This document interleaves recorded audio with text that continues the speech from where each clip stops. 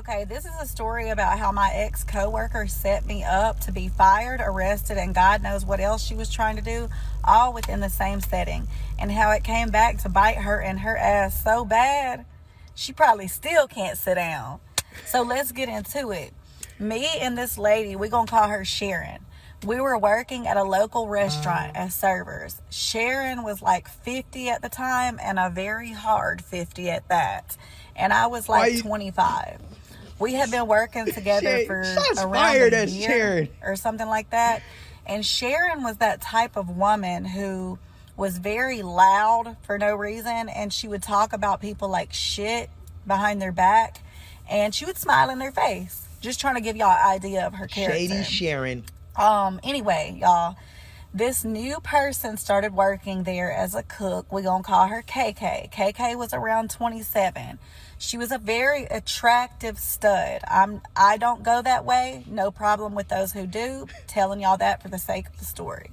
So Sharon developed a very dangerous crush on KK. She was in KK's face every single day. But the attraction was definitely not mutual, and Sharon had made it up in her sick, jealous mind that the reason that the attraction was not mutual was because KK had a crush on me. And she also thought that me and KK had something going on off the clock, which we didn't. We had never even saw each other off the clock. And the even more interesting part is that KK never even tried to talk to me, y'all. But yeah, that's why I say jealousy is the most dangerous emotion a person can hold. And it is. So anyway, y'all, let's get to the point. One day I go into work and there is a box on the counter, donation box for KK.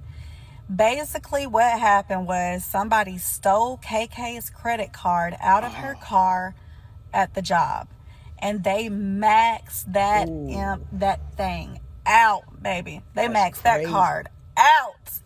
So the donation box was to help her, get the money back, I guess, to pay it off or whatever. So I was like, damn, I'm sorry, girl. I felt terrible. You know what I'm saying? I felt horrible for her.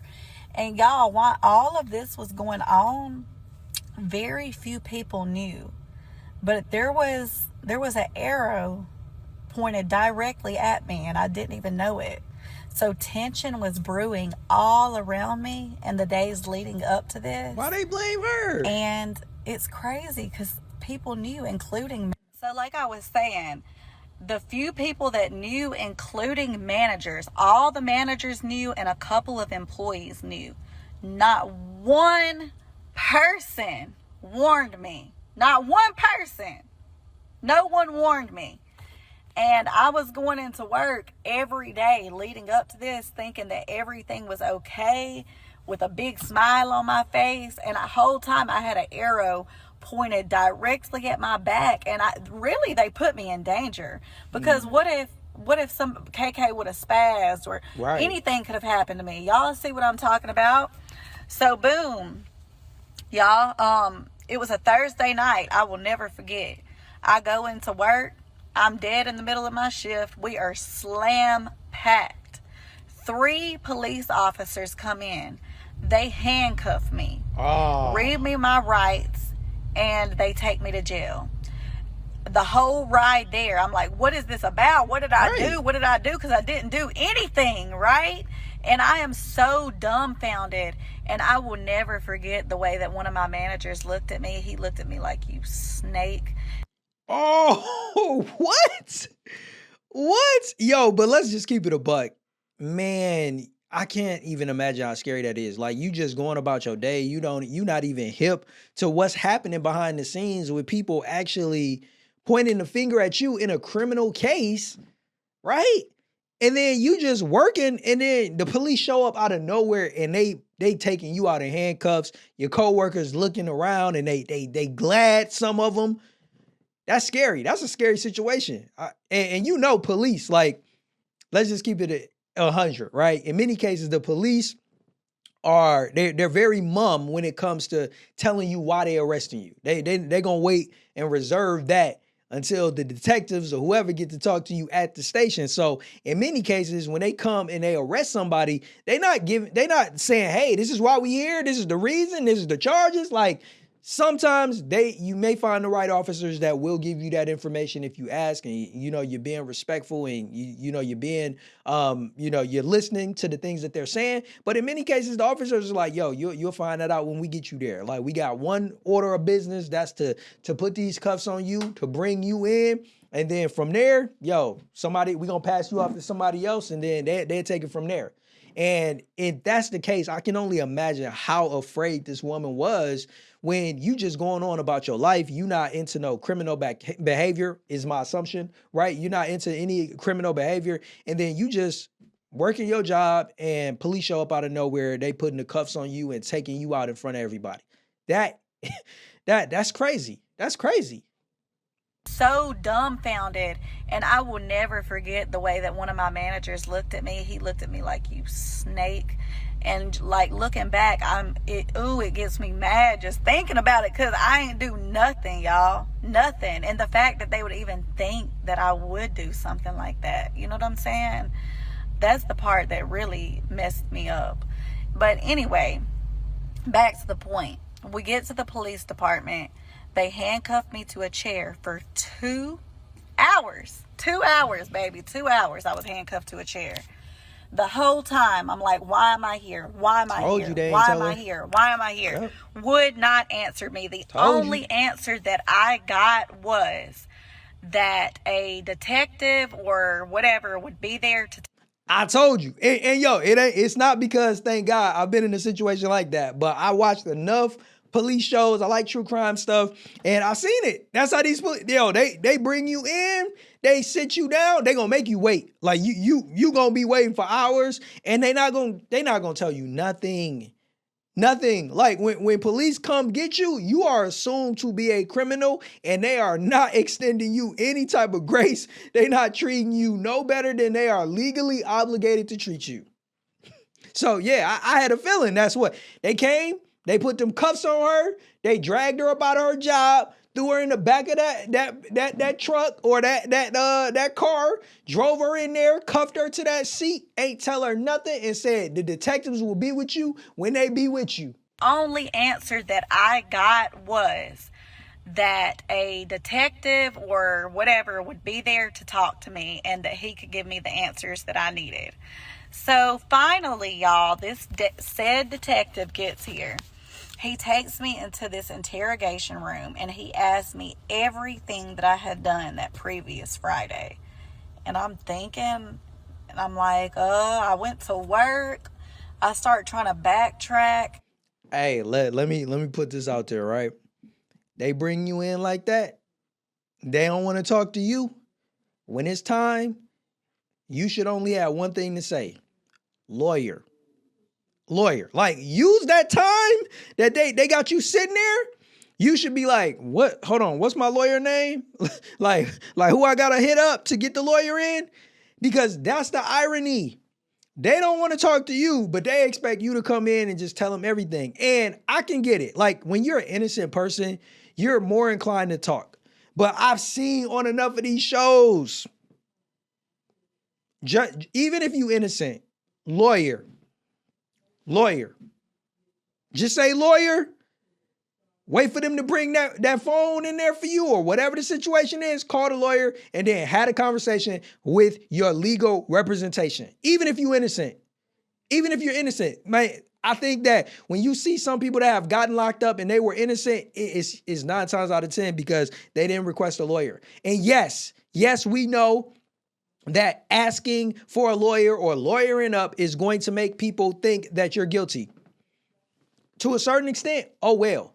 It's better to be legally protected with great representation in the room before you ever open your mouth and start sharing details, because you don't know how things could potentially get twisted up. So I feel her in that situation, and that's part of the reason why they put you in that situation. Like, it's psychologically to put you in a position where you've been waiting, where it's like, damn, let me just, okay, man, I want to talk, because like, It's a form of like, it's psychological. Like, real talk, what they do is psychological, man. Like, it's psychological. They kind of isolate you. They don't talk to you. You ain't got nobody else to talk to. So that when you finally do get in that room, what do you more than likely want to do because you haven't been able to do it for hours? You want to talk.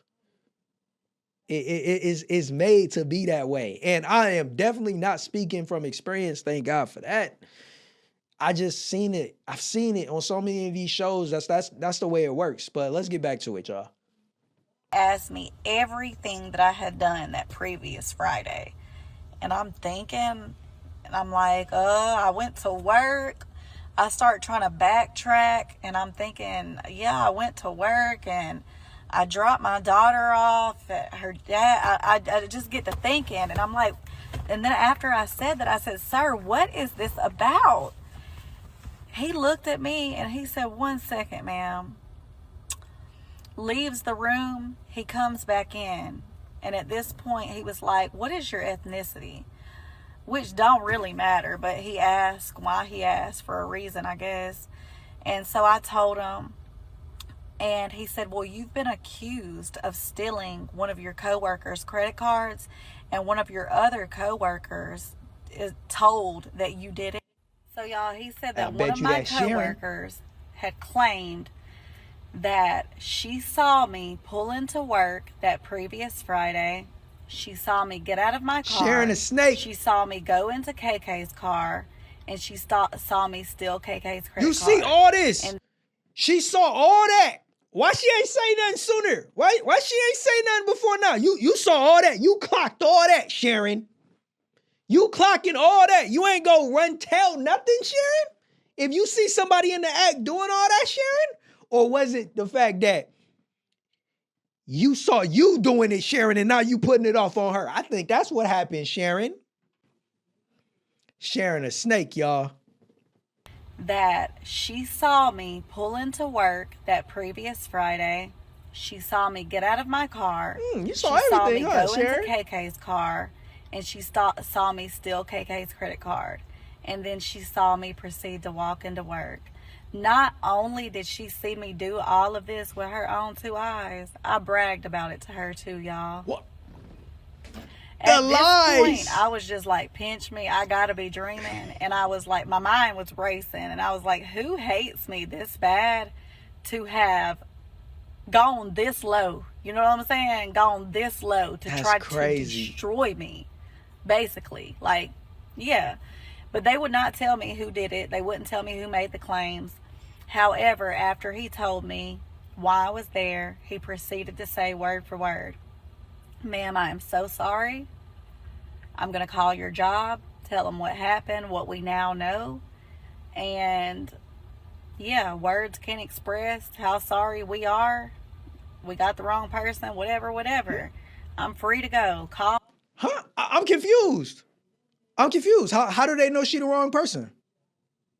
Did I miss something? Like, because now it makes sense now why the detective is so forthcoming with information, because they've somehow been able to rule her out. So, yeah, I guess I remember when they put up on the screen where it said like he stepped out to review footage. In my mind, initially, I was thinking he was going back and reviewing the footage of like their interrogation, but maybe he was reviewing the footage of her alibi where she said that she was. That's the only thing that I could assume, that when he come back, now he's bringing her all of the information. He's telling her everything. And on top of that, he's telling her, yo, you free to go. Right? Am I missing something? Yo, let me know if I missed something in the story. I don't think I missed something, though. Tell them what happened, what we now know. I'm glad she's free to go, though. I'm definitely glad for that. Yeah, words can't express how sorry we are. We got the wrong person, whatever. I'm free to go. Call my ride, come pick me up. I'm still like in shock, disbelief, mind racing, wondering who did this to me. Right. Anyway, y'all, obviously because of it being a felony and it being as serious as what it was, after the claims were made and after they whatever they did, they went and retrieved video footage from one of the places where the person used the credit card. duh. Like, duh. Yeah. I guess the person didn't think that deep. You know what I'm saying? But out of one of the places they went, it was some gas station. And they had very clear footage of this person. And I just... Do you know why I'm pausing right now? What is it with petty criminals? Like, they be running charges at the dumbest places. The gas station, you steal somebody's credit card and you go to the gas station where there are cameras all over the place. Criminals are stupid. You know what I'm saying? But out of one of the places they went, it was some gas station. And they had very clear footage of this person. And I just want y'all to guess who it was on that video footage Sharon? using KK's card. Guess who it was? Sharon? It was Sharon, y'all. It was Sharon using KK's card. Yeah, Sharon. Dumb enough to use it herself. So, this is part 2 of the time that my man, ex-coworker set me up to get fired and arrested and to try to destroy me. So, yeah, anyway, let's get to it. So, after I got out of jail that night, I had my ride take me back up to work, not to clock in, but to make a very loud announcement in the kitchen. I ain't still an MFing thing in this B. Y'all got me effed up, you know, just made that very loud and clear. I heard one coworker say to another, I told you she ain't steal that girl's card. I told you, oh girl ain't do that shit, bruh. So they all in there just having a debate about this shit, y'all. Anyway, I end up going into the office, and the management that was there, the same one that looked at me like that before, you know, whatever, he told me I still had my job. Whoop-de-doo. You know what I'm saying? Whoop-de-doo. Never got an apology, though. Wow. Never. Wow. But he told me I still had my job, so I end up going back in the next day. Had I had this happen to me now, I would never go back. I would have never gone back. But bills don't stop, y'all. I had mouths to feed, bills to pay. So, yeah. I go back to work the next day. Guess who was there? Sharon. She worked day shift. Y'all have to remember this very important part. I told y'all in the last video, I skipped ahead a little bit, and I told y'all it was Sharon in the video. It was, but we did not know this yet. We just had a description. Remember, the cop was asking me my ethnicity and all that type of shit? Yeah. But Sharon was a very skinny, brown-skinned lady, and she had in a really long, like, I don't know if it was a wig, I don't know at the time, but that is the description they had. I'm thick as hell. Me and her look nothing alike. Nothing. But, yeah. Anyway, so that's all they had at the time was a description of this person. They did not know that it was her yet. When Sharon saw me, she literally looked like she had saw a ghost. She like, you supposed to be locked up. Yo, Sharon. Sharon couldn't even hide the surprise. Sharon like, damn, I thought they had you locked up. You free? Already? How? How you free? I told him it was you. Oh my goodness. Yo, Sharon is nasty. Anyway, so that's all they had at the time was a description of this person. They did not know that it was her yet. When Sharon saw me, she literally looked like she had saw a ghost. And shit, I didn't know it was her that had set me up yet. I didn't know. And she was like, oh, girl, I heard what happened. She was like, that's so effed up. I can't believe that happened to you. Just going on and on, y'all, being fake as hell. And she was like, that was probably one of KK's hoes that stole her card, and she probably lying. I think she lying anyway, just trying to get money. She's saying all this shit, y'all. She is so manipulative, so fake.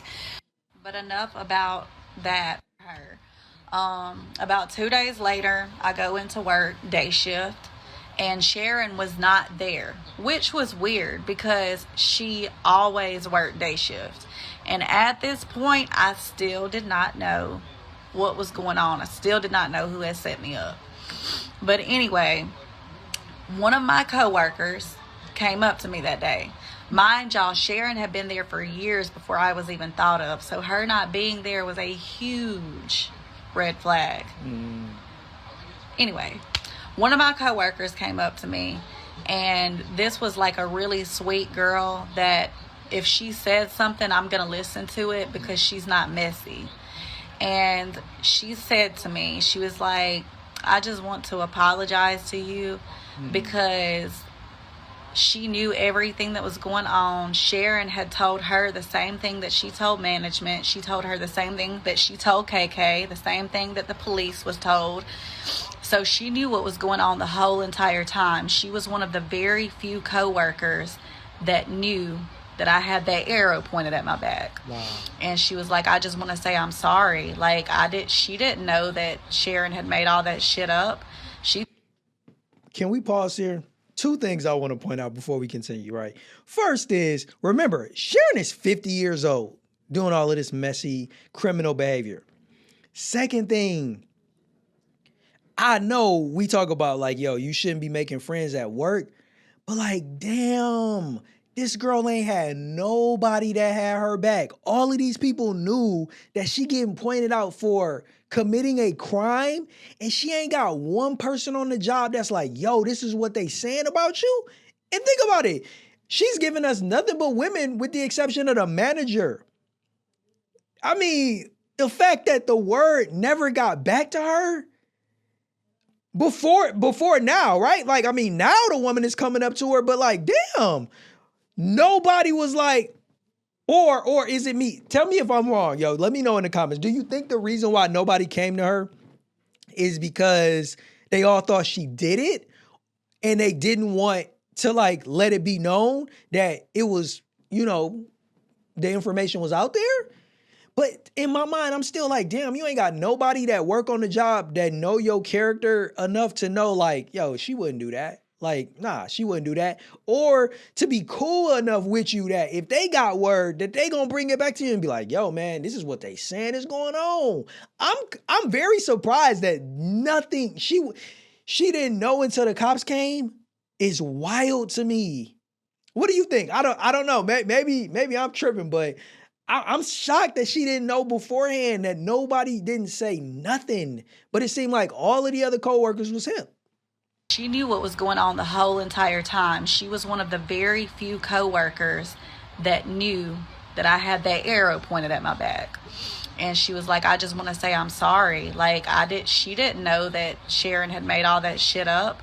She thought she had really saw me do it. Like, I mean, who does that? You know what I'm saying? Who does that? That took some balls. You know what I'm saying? That took some balls to do.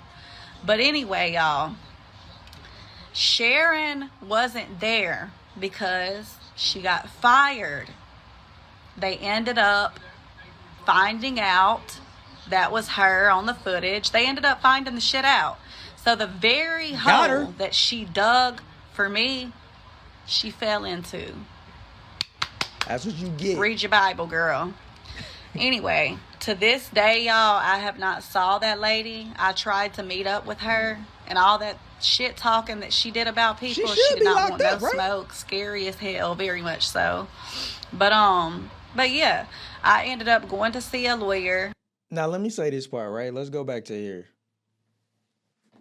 That's doing too much. Like, I've been rocking with her all the way to the point, but it's just like, yo, in this regard, count your blessings. Count your blessings that there was footage, that they didn't just have a word. Because let's be real, going back to the true crime and stuff that I've seen, if they didn't have that footage and all they had was the word of these coworkers, that could have been enough for them to put that charge on her. Unless she had definitive proof that it wasn't her. See, because I had said earlier, right, that maybe they found footage of her and, you know, were able to confirm her alibi. But it seems like what really got her out of that bind was they got footage of the actual offender. and it didn't match up with, her. So that is the way that they were able to rule her out, right? That's clear now. But let's just be real. Count your blessings that you was able to dodge that charge. You still got your job, and dropping a location to fight 50-year-old Sharon that runs to police. Man, you think you beat Sharon up and she don't go run tell that? Come on. Why would you now put yourself in a position where you could get an assault charge? Like, we already know Sharon runs to popos. Like, she runs to them peoples. She will put those people in your life without even a reason to. So you think if you drop a location and y'all knucking and bucking, that if she catch the L, even if let's say she dusted you, Sharon might still, the way she moves, she might still try to put it off on you and put them peoples back in your life. So I've been rocking with Shorty the whole video. Nothing negative to say about her. I'm just saying, I'm glad that she didn't respond to your request to show up, because I think that could have put you in a worse position. Sometimes you just gotta count your blessings. You ain't gotta knuck it and bucket and squabble and dabble with somebody just because they did you wrong. Hey, karma has a way of coming back and making sure that they gonna get everything that they deserve. But that's just me. I don't know. You let me know. Would you be trying to nug and buck? Would you want to squabble with them? Would you want to throw hands? Would they have to? Would Sharon have to catch the fade if it was you? Let me know in the comments. Hell, very much so. But yeah, I ended up going to see a lawyer because I talked to someone and they let me know that I had a lawsuit. So like I was saying, y'all, I ended up going and getting a lawyer after I spoke to a judge. He was like, this is not okay, what they did to you. He was like, you have a lawsuit. He was infuriated by the way that the police handled the whole situation, by them arresting me at work based off of what this one person's account. I mean, I got to pause here because, does she really have a case? Police do that all the time. Police do that all the time. Like, the only difference is you didn't do it. But police, witnesses call in and say, hey, I saw such and such as them. Now, maybe there does need to be a little bit more proof before they can actually come and arrest you. I feel like that's the only thing that I'm thinking in my mind where they could potentially have a case, is that they didn't have enough evidence to actually come and arrest her. But if they had probable cause to come and arrest her based on the testimony of Sharon or other evidence, then I don't see anything that the police actually did wrong. Is it me? Did I miss something? Maybe somebody knows more about that than me. Definitely correct me and let me know in the comments. But in my thought process, I'm not really seeing what anybody did wrong other than Sharon at this point. What they did to you. He was like, you have a lawsuit. He was infuriated by the way that the police handled the whole situation, by them arresting me at work based off of what this one person's account, whatever. So I didn't waste any time. I made an appointment with a lawyer that next day. I ended up going in. She trying to get a bag. I told the lawyer every single thing that happened, and he was like, oh yeah. He was like, you have a lawsuit. And he gave me like this paper, and he told me to put everything on there, start to finish, everything that happened for my account. So that's what I did. I ended up leaving, and I did not hear from my lawyer for like a month and a half. And I tried calling him several times to get updates. But he ended up calling me like a month and a half later, and he told me that he does not know what that judge was talking about, but we do not have enough to go any further with this case. And he dropped it, and he advised me heavily, with emphasis, he advised me to leave it alone. And I really think that obviously something happened behind closed doors to make him not want to touch that case. Obviously, he didn't want to go against the police department. I don't know, y'all. So legally, nothing became of it. Legally, nothing came of the situation. But as far as old girl, she fell in the very hole that she tried to dig for me, you know? And that's that. So, yeah, if y'all have any more questions, feel free to ask. Pretty sure Sharon's watching too. Hey, girl. She said, "Hey, girl." Yo, that's wild. But yeah, like I was saying, I didn't really think that she had no case. I didn't hear anything in what she had shared that said the police had done anything discriminatory or anything wrong to her. Now, who knows? But yeah, Sharon, she that's nasty work. That's nasty work, man. You jealous about somebody that wasn't even doing nothing to this person. Like, man, that's crazy. That's crazy, man. I ain't got too much more to say. I think she said it all. She said it all. I interjected at the parts where I did have something to say, but that is a wild situation, man. You talk about a crazy coworker, man. Oh my goodness. Yo, Sharon, she won for the books. She's won for the books. But yo, hope you enjoyed this video, this story. You ain't got to subscribe today unless you're ready. Just do it when you're ready. But what I do want you to do today, if you're open to it, is let's continue to have some more fun. Let's dive into some more stories. On your screen is another video. In this video, you're going to find out about a nasty, nasty, nasty rumor that got put on this woman at her job, and you will not believe what ended up happening. If you want to see what happened with that nasty little rumor, who she was with, then check out the video on your screen. I know you will enjoy it. Until next time, I'm Jay. Stay blessed.